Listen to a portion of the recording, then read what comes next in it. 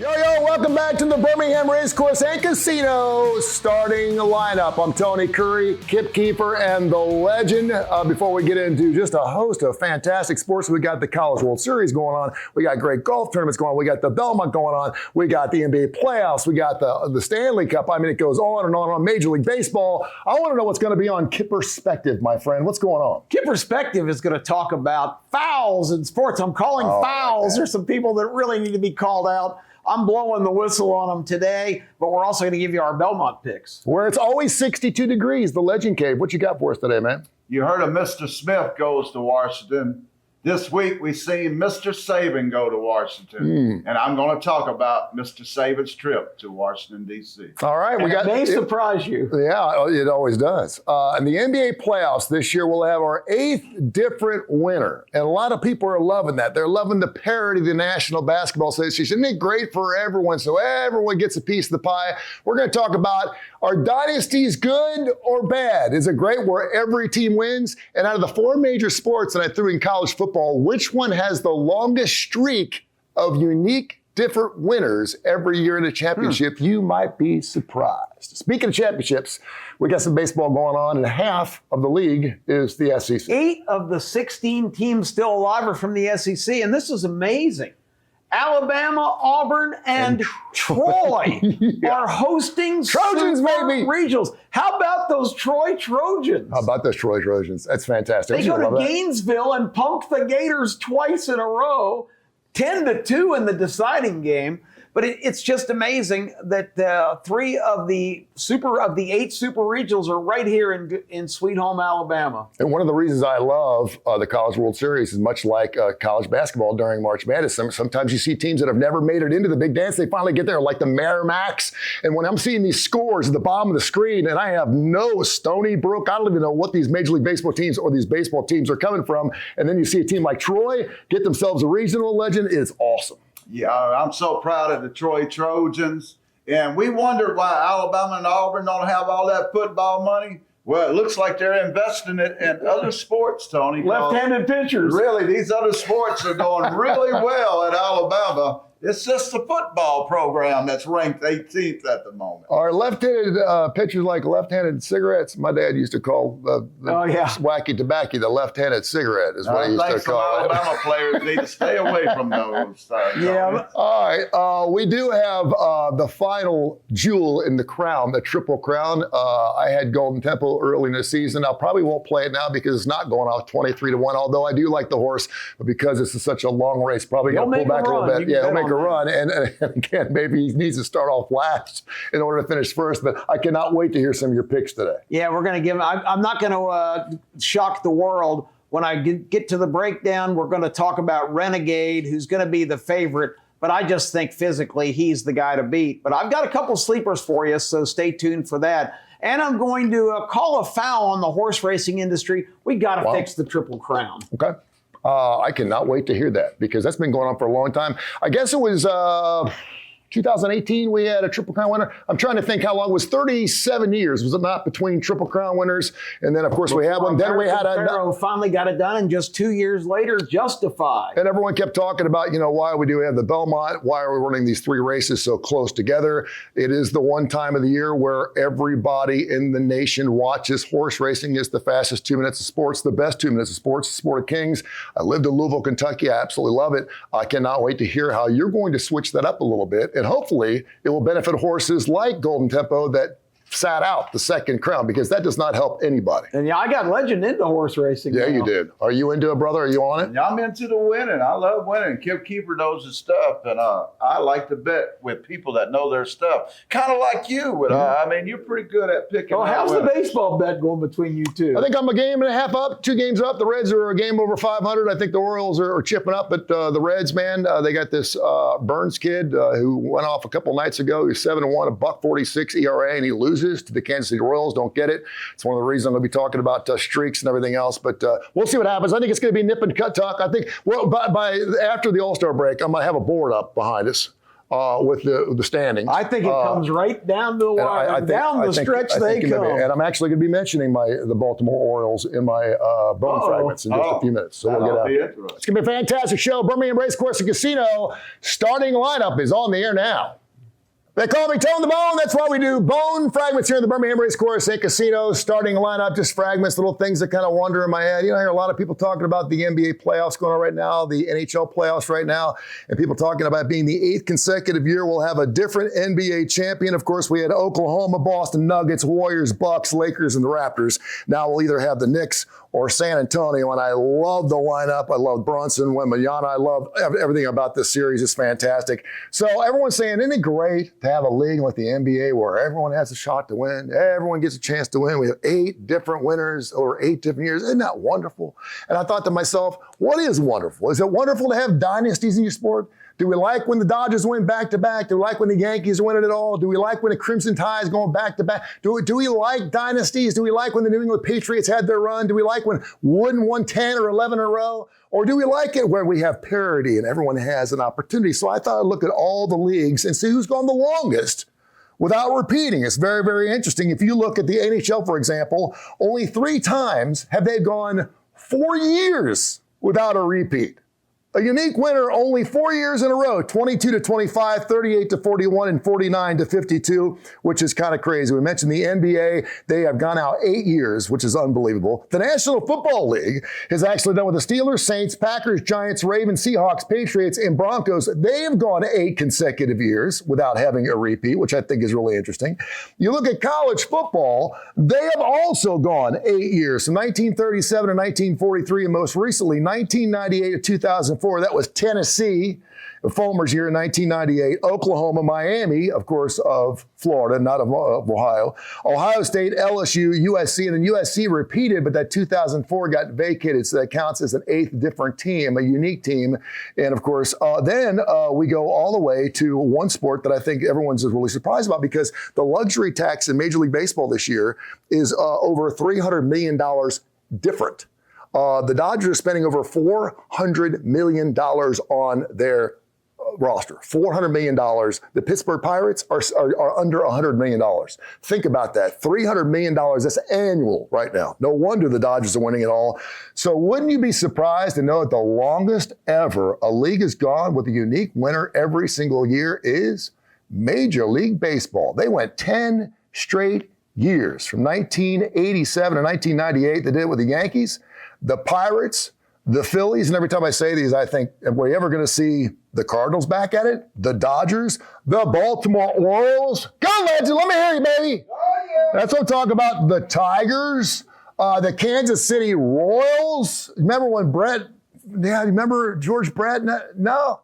The Mets and the Twinkies. So here's the difference. Do we like dynasties or do we not? It all depends on where you live, brother. If you're a Cincinnati Reds fan like me, I go back to the big Red days. Man, I loved it in the 70s. They should have won in 77. It should have been a back-to-back-to-back. They got full of themselves. Sparky Anderson lost his brain. Pete Rose started betting on baseball, and they lost it in 77. They still had the best roster. They had 8 All-Stars in 1976. 8 and 6 starters. It was crazy. And, of course, everyone knows about that 75 squad that won that unbelievable World Series against the Bo Sox. They did against the Yankees the following year. So, Cincinnati is not known as a big town. Keefer and Curry Sports, we actually talked about, smaller league towns, Birmingham being like a second league type of town. And would it be good for an NBA squad to come in here and have Major League Sports? You betcha. But could we actually sacrifice ourselves enough to make that happen? I don't think so. So if you're a Yankees fan, you're a Dodgers fan, you're somewhere where you have a $400 million payroll, you're an Indiana Hoosier fan because you have 837,000 alumni that are sitting back ready to write checks for your Indiana Hoosiers football team. I got news for you. You're going to see the Hoosiers, the Indiana Hoosiers, you're going to see them in the top 25 for the rest of your life. Are you ready for that? Is that parity? Is that a good thing? I don't know. Interesting enough, though, 10 straight years that Major League Baseball had different winners. This year, probably not. It'll probably be the Dodgers again. That's Bone Fragments here on the Birmingham Racecourse and Casino starting lineup. Hey, welcome to the Legend Cave, where few people have ever been allowed to enter in. I'm talking Tony Curry, Kip Keefer, Paul Feinbaum, Nick Saban, and the great Bear Bryant sitting behind me. Before I get to my message this week, let's bring in some good news for the Alabama Crimson Tide. This past week, Aiden Holloway made a plea agreement for the marijuana charges that he has against him. They have put him into a second chance program. Thank God we got our point guard back. And thank God for them second chance programs. I am a person who 40 years ago entered a second chance program, and I turned out pretty good. Some people say I'm crazy, but hell, who cares what they say? But here we are. Aiden Holloway's back, and last week, Amari Allen announced that he'll be coming back. So we got Aiden Holloway back. We got Amari Allen back. And word out of Tuscaloosa is that Nate Oates has recruited 6 guys over 6'10". Oh, I love it. Nate Oates has finally got the message to go get some paint thugs and stop getting out-rebound, outplayed on the defensive end. You got to have some guys like the Worm, Dennis Rodman. You got to have some dirt daubers, guys that'll go do the dirty work. Nate Oates finally got the message. Expect a big year for Alabama basketball. I'm spitting. Anytime I start spitting, I get anointed, so watch out.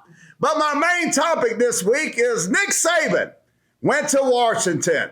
You know, there was a movie out when I was a kid called Mr. Smith Goes to Washington. And it was about a guy who was an idealist who went to Washington, and they appointed him more or less as a figurehead, as a hand puppet, to use however they wanted to. But Mr. Smith quickly found out he was among people that he really didn't want to be among.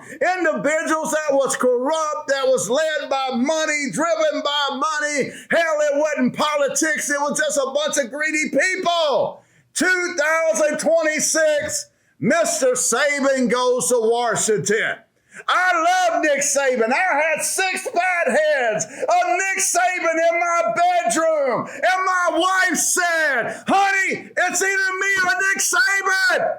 And I said, I hope we can remain friends, baby. I chose Nick Saban over my wife. That's how much I love him. But now he's got among these hound dogs in Washington and got fleas all over him. I never thought I would say this, but Nick Saban was a hypocrite this week when he went to Washington and said that he was trying to fix college football back in the days when he said Jimbo Fisher was trying to ruin it. That's a lie, Nick Saban. You was trying to get more millions so you could outbid Jimbo Fisher for that 325-pound defensive tackle. Don't lie to us. We the fans love you, Nick. You are a freaking legend. Don't get fleas on you by hanging out with those sorry-ass hound dogs in Washington, D.C. I'm spitting again. It just irritates me that the greatest man, one of the greatest men, I'm sorry, Lord Jesus, that I've ever known, Nick Saban, would go to Washington and Ted Cruz of all damn people. Come on, Nick, you better than that, dude. You are a legend. Stay the hell out of Washington, D.C. You don't need that crap for your legacy. Stay away from that garbage. And no, I love you, President Trump, so let's get that right. Anyway, listen to me. Be yourself, man. Don't let anybody make you a hand puppet the way Washington, D.C. just did the greatest coach in Alabama history. You better than that, Nick. Man, I never thought I'd say you was a hypocrite this week. And I hear you, Bear. I hear you. Bear don't like that crap. And I don't either, Nick. I'm sorry. But anyway, remember, it's just a game. Don't be like the legend. The psychiatrists have said, plumb insane. Welcome, everybody. It's time for some Kip perspective here on the starting lineup. And we're going to be blowing the whistle on some major sports fouls. Before we do that, we've got to dispense with the real business at hand. The Belmont today being run in Saratoga. Belmont finally will be opened again in September after about a 4-year renovation. But today the action ships up north to Saratoga for the third jewel of the Triple Crown. I hate to be a sellout and go with the favorite. Renegade, the 4, is the best horse. I've got 2 sleepers, though, both the Chad Brown horses. The 6, Growth Equity, and the 8, Emerging Market. Both of these guys with the right trip, getting real close to the front, can steal this race away from the closers. Golden Tempo will be flying at the end, but I like Renegade on top with the 2 Chad Brown horses, 2 with the 6 and 4 with the 6 and 4 with the 8 are the numbers you need to play. Now, the first foul.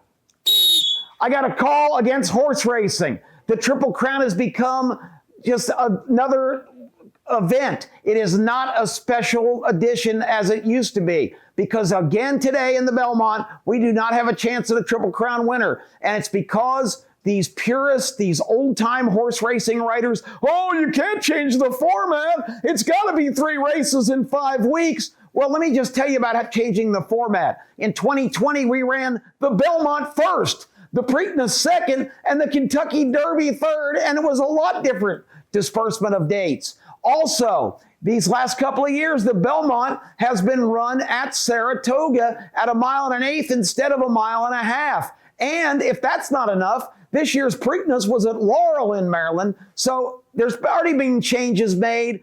Go ahead and add 1 more week between the Derby and the Preakness. 6 weeks, 3 wins, 3 different states, 3 different tracks. That doesn't take away from the tradition of the Triple Crown. That just makes it, again, a possibility to be a great event. So that's the first foul. The horse racing establishment needs to get on the stick. Second foul. I got another one. I got a foul against Fox Network. They are the television network for the World Cup. The greatest sports event in the world is coming to the United States. This just in, Fox, it's not the greatest sports event in the world in this country. And this is the country I live in. Soccer's fine. The World Cup is a big deal to the rest of the world. This is a major obsession, but I don't really care about it. And the reason I really don't care about it is because my nation sucks at soccer. I'm just going to say it. We're not good. The best athletes in the country don't play soccer. They play baseball. They play basketball. They play football. They don't play soccer. We're not any good. And Fox has got this campaign rolling where they're telling you we've got a chance to win the World Cup. We do not. The United States cannot and will not win the World Cup. We're not even on the same level as these great international teams who actually think this is a real sport. So that's my second foul. Let's turn to what Legend talked about in the cave today, the Washington hearings, this nonsense. The next foul, Ted Cruz and Cody Campbell. Guess who Ted Cruz's #1 contributor, donator, supporter is? If you guess Cody Campbell, you win. Cody Campbell funds all of Ted Cruz's activities, and now Ted's written this great bill. These are 2 of the ultimate capitalists writing basically a socialist bill that everybody should share in the revenue and everybody should tie for first place. BS. This bill needs to be thrown out. It's just a shot to try to take the SEC and Big Ten down to the level of everybody else. And if you're an SEC fan like me, Greg Sankey weighed in this week with a letter and said, we're against this. I'm right with him. We are against this. We don't like it. Finally, we talked about 8 teams from the SEC still alive. 3 of the super regionals are right here in Alabama. But there's shenanigans at play. Guess what? There is a baseball selection committee. I know that shocks you. We talk about the football selection committee all the time. One of the matchups in the super regionals is Troy at home, which is wonderful. They're 36-30. I really don't know how they rate hosting one of these. But guess who they're playing? Little Rock. This is just a blatant matchup to put 2 teams together. So we have a Cinderella story. It's going to emerge from this. Whoever wins is going to go to Omaha with the final teams. And the Cinderella story has to be in place or it's just not any good. A lot of big teams are playing other teams with major records. This is just ridiculous. Anytime human beings are involved, Just like football, it gets screwed up. It's time to feed all this information to AI and let them spit out with an unbiased opinion and no human beings involved who the best teams are to participate in these sports. And finally, how about those Golden Knights? I got to call one more foul on myself, because at the end of the regular season coming, I said they're not even going to make the playoffs. Well, they made the playoffs. They've won 2 series, and right now they are in the Stanley Cup Finals. And right after we wrap up taping, I'm on an airplane. I will be at Game 3 tonight at the Fortress in Las Vegas against the Carolina Hurricanes, and we'll get a lot of that on footage for you next week here on the starting lineup. Thank you, everybody. Kip Keefer, that's Kip Perspective for this week. We are rolling along on the starting lineup. Hey, it's Case Keefer back again for another edition of the Vegas Heaters as part of the starting lineup. I am a longtime sports bettor, sports betting writer, and assistant sports editor for Greenspun Media Group, which includes Las Vegas Sun and Las Vegas Weekly. As far as the Vegas Heaters, well, when it rains, it pours. We've never, in the history of this program, I think probably 5 years or something now, been in this bad of a stretch, especially from a futures perspective where just nothing seems to be going our way. Luckily, we cashed out Michigan to win the college basketball national championship a couple months ago, because without that, we would just be having a total disaster 2026. Last week, we eulogized all our NHL futures positions with the Avalanche going down without a fight in that 4-0 series sweep against the Golden Knights. And now, a week later, we have to say goodbye to our NBA portfolio as well. It wasn't really much of a portfolio this year. I was just all in on the Thunder from game 1 of the season, at least to win the title. That was the only team I wanted to bet. We got great numbers at the beginning of the year. Immediately, they started going down. I thought this team was poised to break the stretch. What do we have? 7 straight teams now we're going to win in the NBA without repeating. I thought the Thunder were going to be the one to break it. It was not meant to be. They go down to the Spurs. So, of course, now we've got Spurs, Knicks in the NBA Finals. I always kind of like to go more process-driven on this and think, did I make a bad bet? And at the end of the day, I bet the Thunder almost 3-1. I think we got 250, 275. I bet at a couple different places, gave out before the season going into this to win the NBA title. And honestly, I think with the way the year went, this is another one where it really hurts to lose, but I would probably bet it again. I do think they were the best team. It's just so often it comes down to in the NBA, especially, are you healthy at the right time? And I thought the Thunder were deep enough they could endure a lot. However, I don't think they could endure losing 2 of their 4 best players, 1 of their best 2 players. No Jalen Williams, no AJ Mitchell down the stretch of that series. I think that really flipped it in a big way, and still was close, still had the chance to beat the Spurs, but they go down. This isn't a sour grapes on my end. I think I've benefited from injuries a lot in the past years. We've had a great run on this show, especially, so sometimes it just swings the other way. Right now it seems like it's swinging the other way against me in every scenario. So we see the Thunder go down. It was tough. The Spurs-Knicks series, it really, I was feeling so down about the Thunder. It took me a long time to really handicap it, and I also thought it was really close. I didn't know which way I was going to be leaning. I did ultimately wind up thinking that the Spurs were going to be too tall of a task, kind of pun intended there, with Victor Wembanyama for the Knicks to take down. However, now at the time of recording, you guys might have more information than me. You've seen 2 games. I only saw game 1, and what do you know? The Knicks keep it rolling, 12 straight wins now.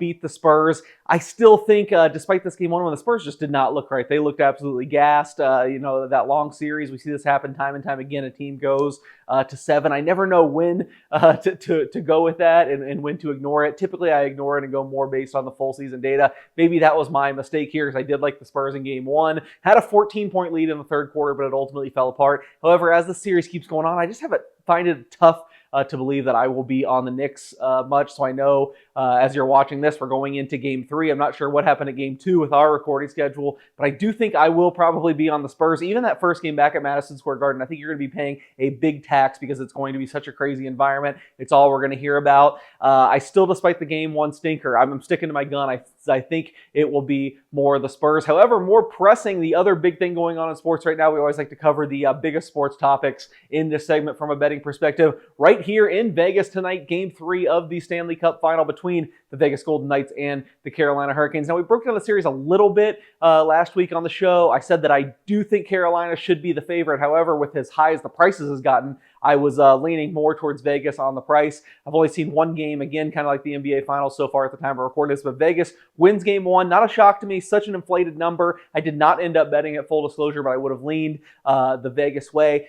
I never think the NBA or the NHL championship series are as simple as the zigzag theory, which has been very popular in sports betting circles for going back 15, 20 years now, where one team loses game one, you go on the next team, the total, vice versa. I don't really go by that at all. I just go on my numbers on game to game. However, this is one where I think it's going to be back and forth. I think if there's a good chance that this goes 7. I picked Carolina in 7 at the beginning. Game 3 tonight at T-Mobile Arena here in Las Vegas. I did look at this as a good spot for the Golden Knights. Without seeing game 2, I would say my target range is I would like to take Vegas. If you could get below like minus 120, I think that is a pretty possible range. Just Carolina takes money every single game. The betting market just seems to love the Hurricanes. I know their analytics are so sterling, but they really kind of game the system with all their shots and the way they play defense. I do think it's close to that. I think Vegas has the higher end talent. Would not be shocked at all if they won the series. I mean, that's easy to say now. At the time of my recording, they are winning.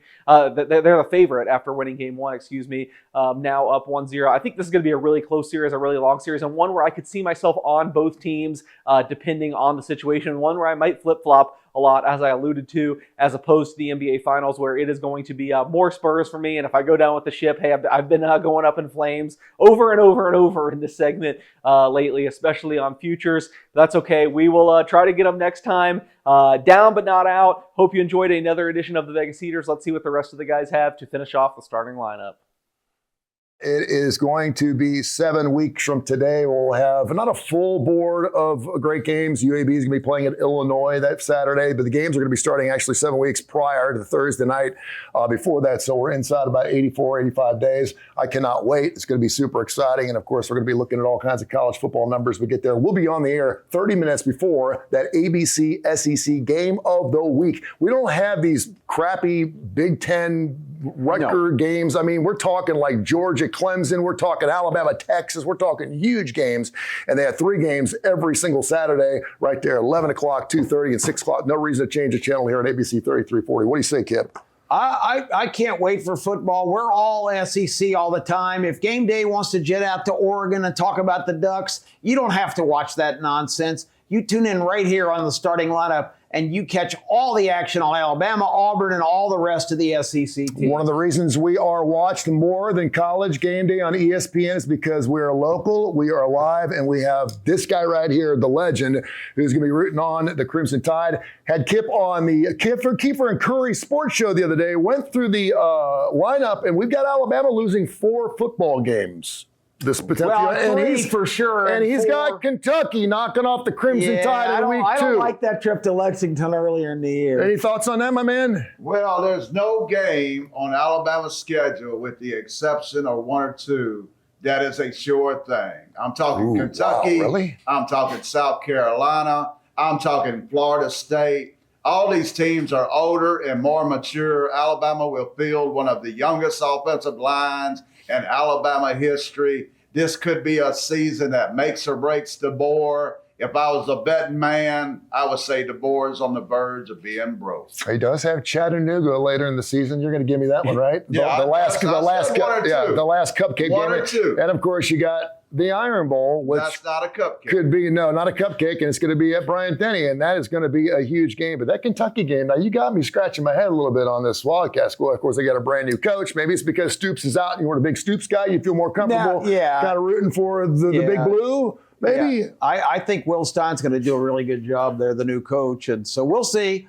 Lexington, Kentucky. Second week of the year, that's an SEC road game right off the bat. That's tough. That line 13.5, if you're looking at early lines, 13.5 Alabama over Kentucky. Something smells. Something's not right.